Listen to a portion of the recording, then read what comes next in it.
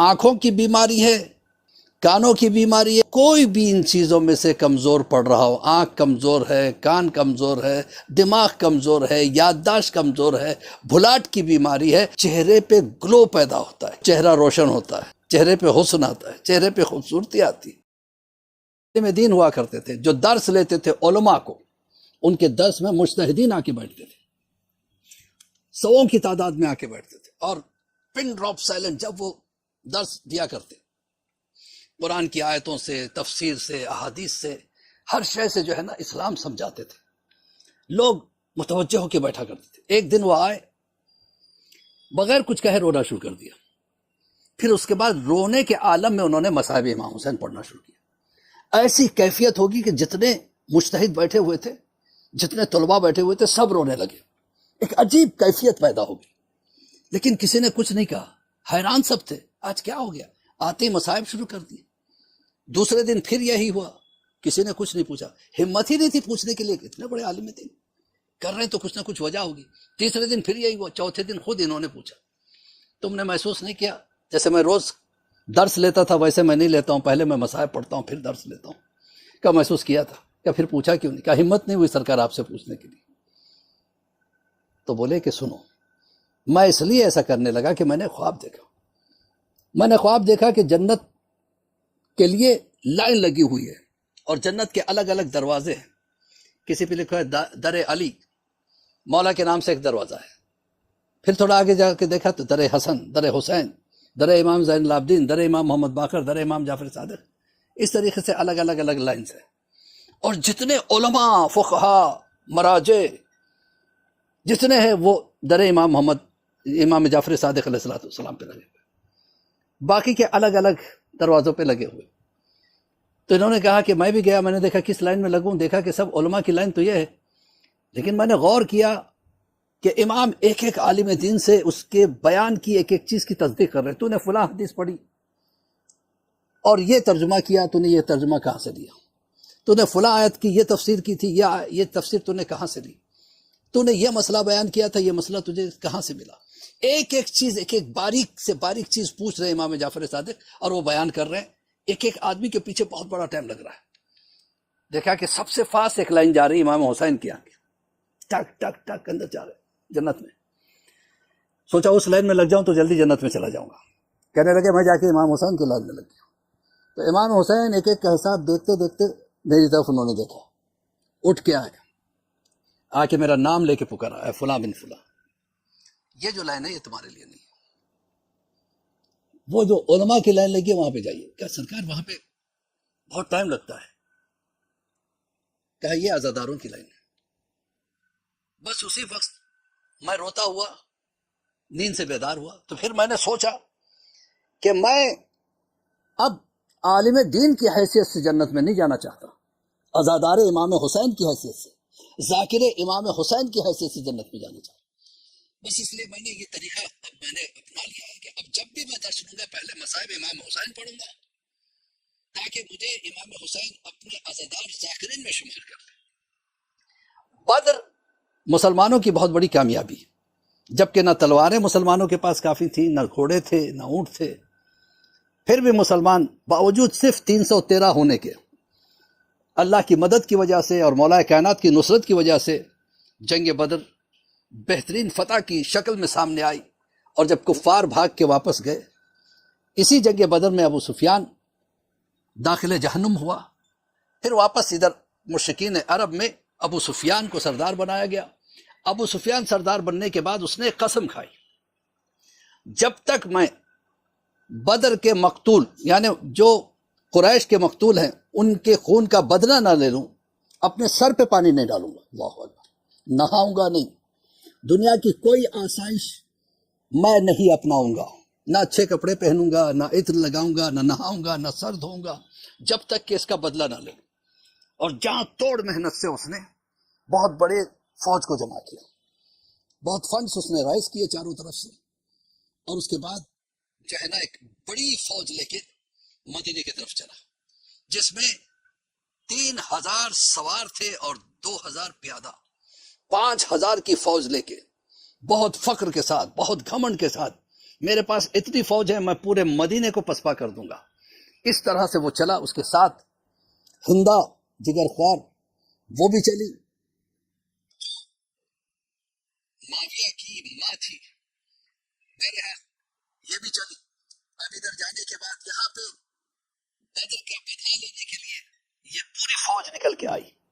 مدینے والوں نے جب اس بڑی فوج کو دیکھا تو گھبرا گئے.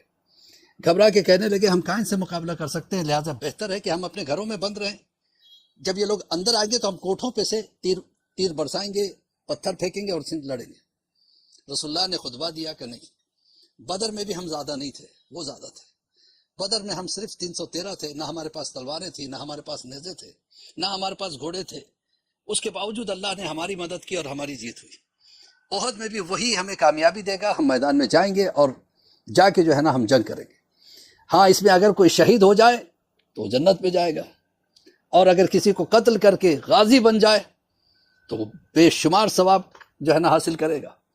اب یہ خطبے کو جب ادھر طلحہ نے سنا, جو ادھر کا سردار تھا لشکر کا, تو اس نے ایک مرتبہ چیلنج کرتا, وہ بہت پہلوان قسم کا آدمی تھا, اس نے چیلنج کیا کہ آؤ میرے مقابلے میں آ جاؤ.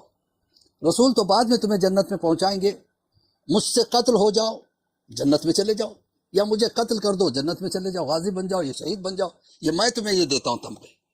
جب اس نے اس قسم کی الٹی سیدھی باتیں کرنی شروع کی تو مولا کائنات سامنے آئے, اور کوئی اٹھا نہیں اس کے مقابلے کے لیے. سب گھبراتے تھے کیونکہ طلحہ بہت بڑا بہادر تھا, بہت جنگجو تھا, بہترین تلوار باز تھا.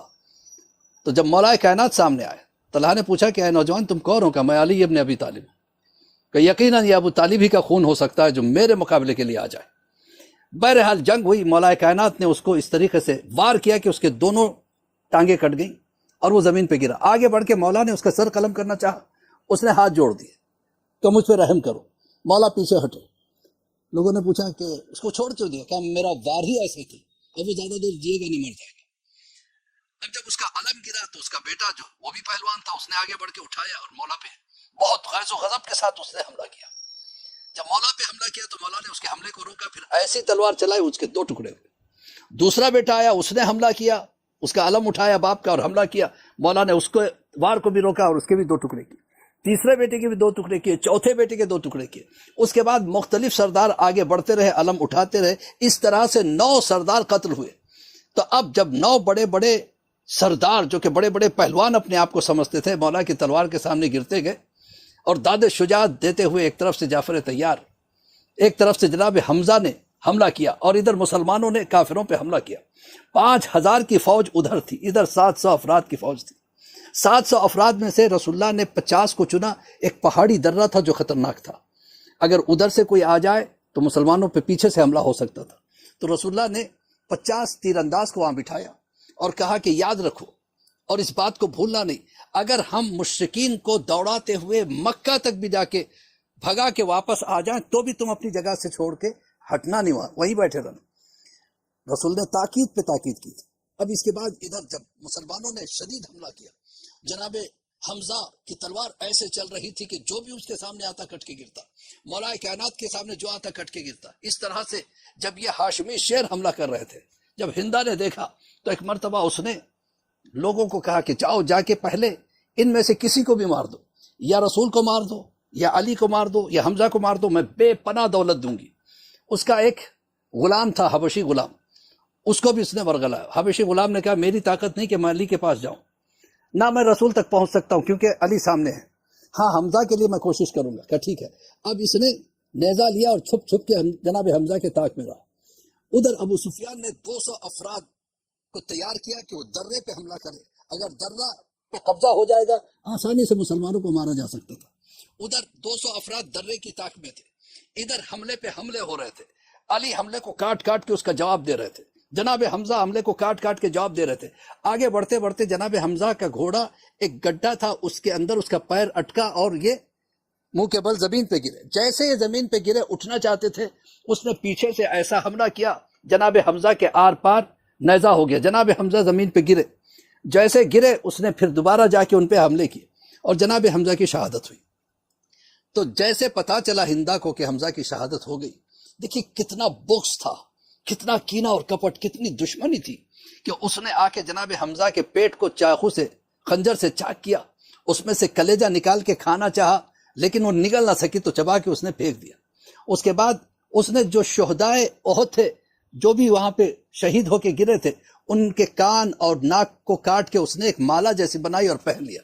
جناب حمزہ کے دونوں ہاتھ کاٹ کے اپنے گلے میں ڈال لیے، اور اس کے بعد وہ بے تحاشا رقص کرنے لگی، اور اس کو دیکھ کے ان کے جوانوں میں ایک طرح کا جوش آیا، اور ادھر سے درے کی طرف لوگ آگے بڑھے۔ ادھر یہ ہوا کہ مولا کائنات اور ان کو اور غضب آیا کہ جناب حمزہ کی شہادت نے ایک مرتبہ مسلمانوں میں بھی ایک طرح کا جوش پیدا کیا، اور اس کے بعد یہ انہوں نے بھی آگے بڑھ کے جو حملہ کیا تو اب مشرکین بھاگنے لگے۔ جیسے بھاگے تو مسلمان کی جو فوج تھی وہ مال غنیمت کی طرف بڑھی۔ اب یہاں درے پہ جو کھڑے ہوئے تھے انہوں نے کہا یہ لوگ مال غنیمت لے رہے ہیں، ہم یہاں کھڑے کیا کر رہے ہیں؟ وہاں سے کچھ لوگ ہٹ گئے، پھر وہاں صرف 12 لوگ رہ گئے جو جناب عبداللہ کے ساتھ رہ گئے تھے، عبداللہ ابن جبیر کے ساتھ۔ اب بقیہ لوگ جو ہے نا جو ادھر بھاگے، تو جیسے ادھر درے پہ لوگ کم ہوئے وہاں پہ حملہ ہوا۔ اب یہ 12 افراد ان کو روک نہیں سکے، جس کا نتیجہ یہ ہوا پیچھے سے آ کے کافروں نے حملہ کر دیا۔ جیسے حملہ کیا تو مسلمان اب بھگ دوڑ مچ گئی، یعنی جیتی ہوئی فوج پھر ہار اور شکست کا منہ دیکھنے لگی۔ ایسے میں سب میدان چھوڑ کے بھاگ گئے، تنہا رسول اللہ۔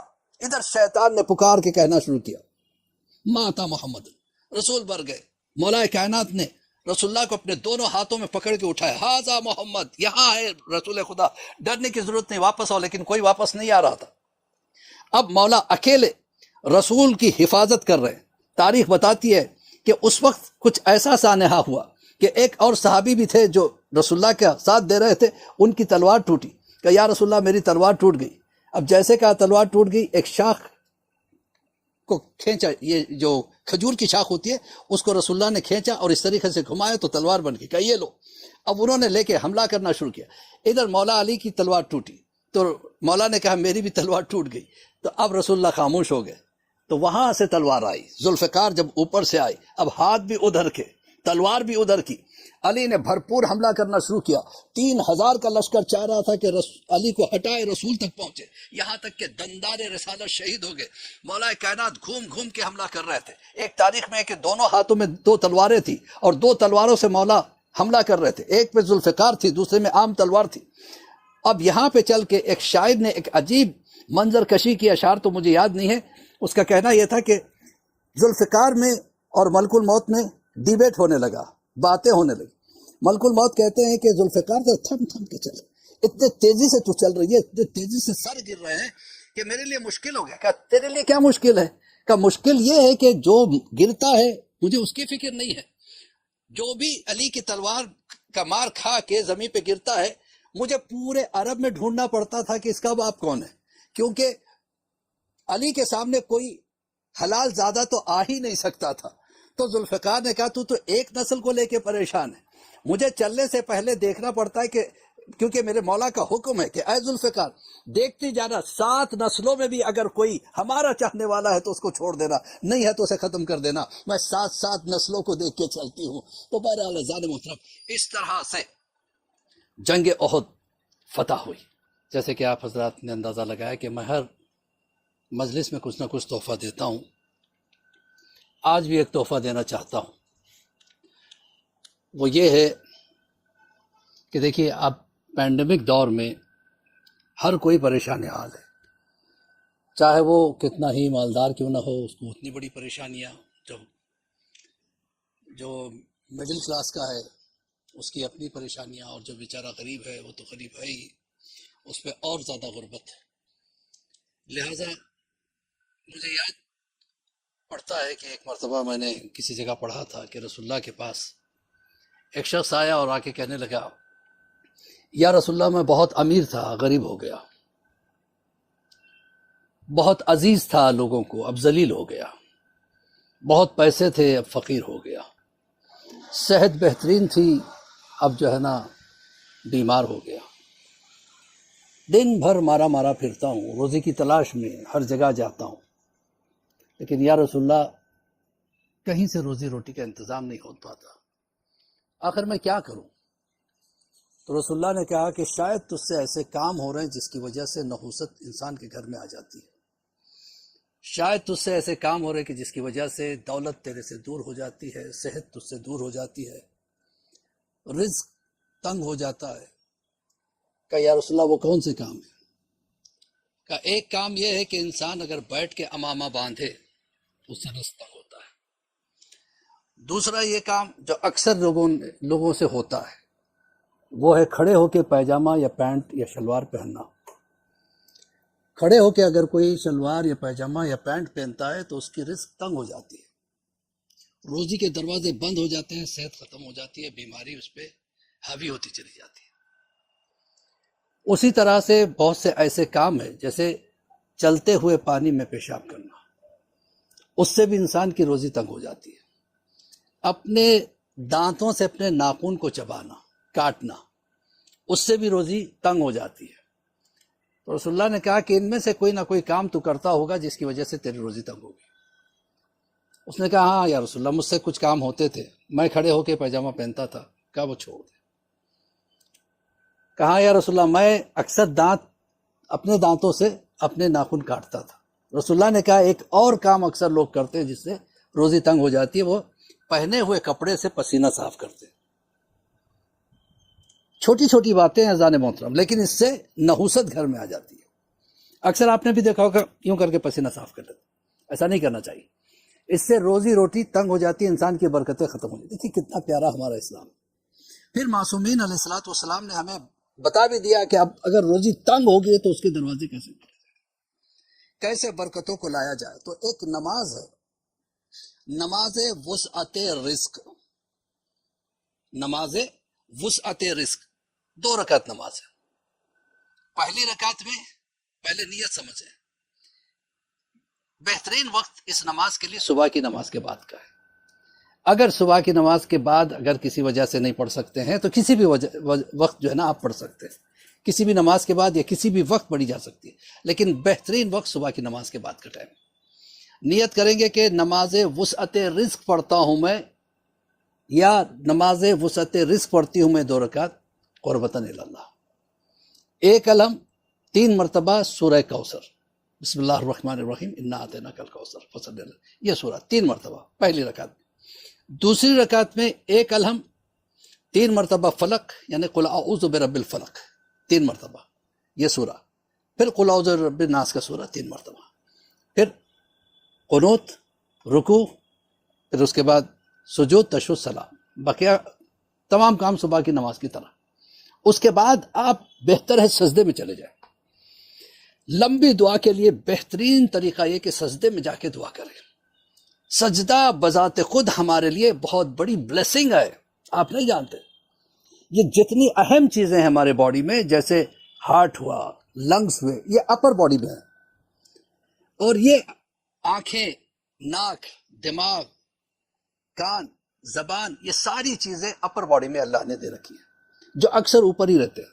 زیادہ آپ لیٹ گئے تو سیدھے لیول پہ آ جاتے ہیں، لیکن نماز میں اللہ نے کچھ ایسے پوزیشنز ہمیں دیے ہیں جو ان کو طاقت ملتی ہے، وہ ہے سجدہ۔ آنکھوں کی بیماری ہے، لمبا سجدہ کرو۔ کانوں کی بیماری ہے، لمبا سجدہ کرو، کیونکہ جب انسان سجدے میں جاتا ہے تو یہ آنکھوں کو زیادہ بلڈ سرکولیشن ملتا ہے، چہرے کو زیادہ بلڈ سرکولیشن ملتا ہے، کانوں کو، دماغ کو، دل کو، لنگز کو بہترین بلڈ سرکولیشن ملتا ہے سجدے کے عالم میں۔ لہذا حکمہ کہتے ہیں، حکیم لوگ یہ کہتے ہیں کہ اگر آپ کی دماغ کمزور ہے، یادداشت کمزور ہے، بھلاٹ کی بیماری ہے، تو لمبے سجدے کرو، آپ کی ساری بیماری بغیر دوا کے ٹھیک ہو جائے گی۔ تو جو بھی دعا مانگنی ہو، اللہ کو سجدہ سب سے زیادہ پسند ہے۔ قیام سے پسند رکوع ہے، رکوع سے پسند سجدہ ہے۔ سجدے میں بندہ اپنے آپ کو اتنا گراتا ہے، کہتا ہے پروردگار اب تو میں نے خاک سے ملا دیا، اس سے زیادہ میں اپنے آپ کو گرا نہیں سکتا۔ اور لمبے سجدے کرو، لمبے سجدوں میں دعا مانگو، جتنی دعا مانگنی ہے سجدے میں مانگو۔